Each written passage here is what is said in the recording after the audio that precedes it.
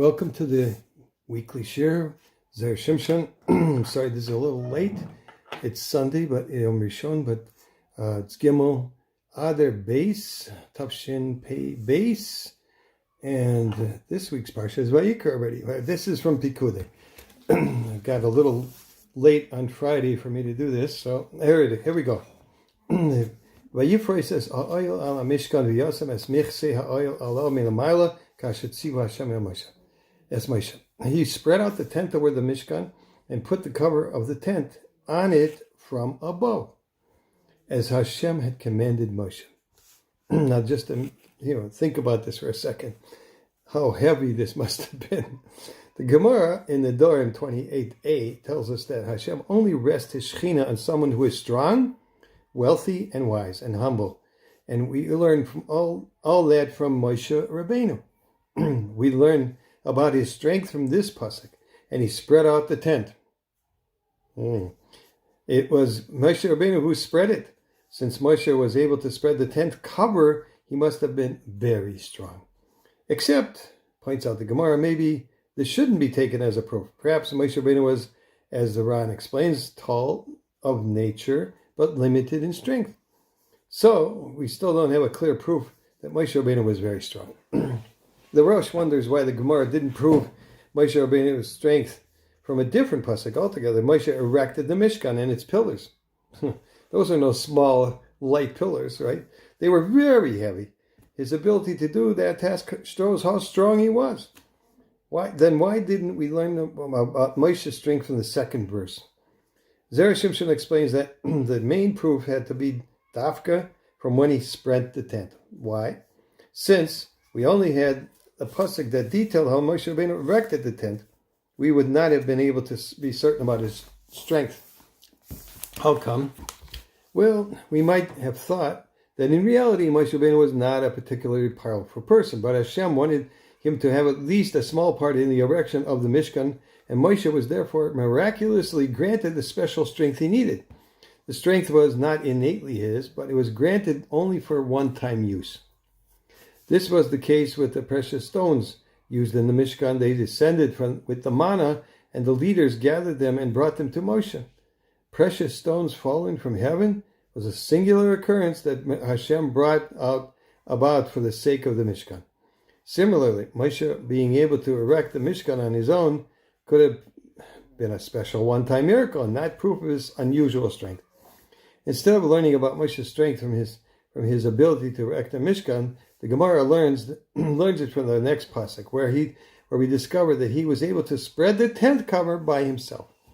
This was not a special miracle done so that he would have a part in the construction of the Mishkan. He had already had a part, having been the one to erect the pillars. So there's no question that Moshe was able to spread the tent cover by himself without a miracle. And we understand that he was a very powerful person. The Gemara and the Dorim cited earlier challenges to this proof, pointing out that while it was true that he was very tall, he was therefore not able to spread the tent in the Mishkan. This in itself was not proof that he was a strong person.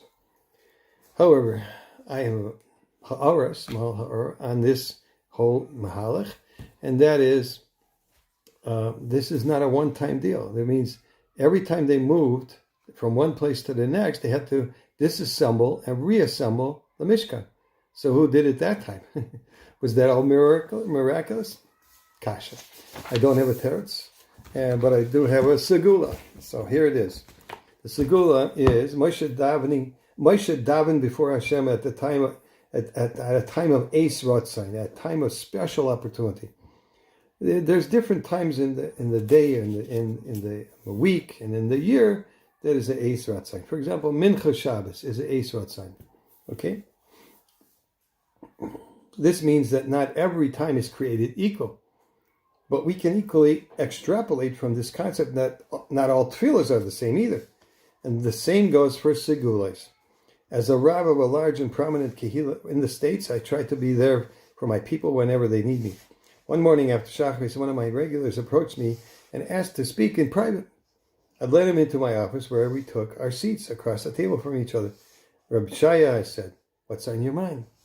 "It's my son and daughter-in-law," he replied. "They've been married for a number of years and haven't been blessed with children. He looked at me, and there were tears in his eyes.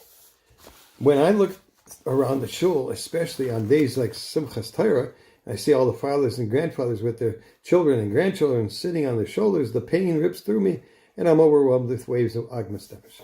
He paused and then said, "Would you be willing to daven for my son and my wife and his wife, and to give them a bracha for children?"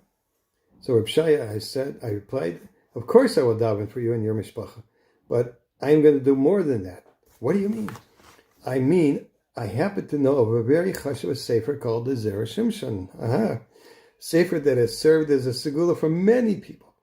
I'm giving you this sefer as a present, and I want you to ask your son to learn it." I handed him a set of svarim, and he smiled at me.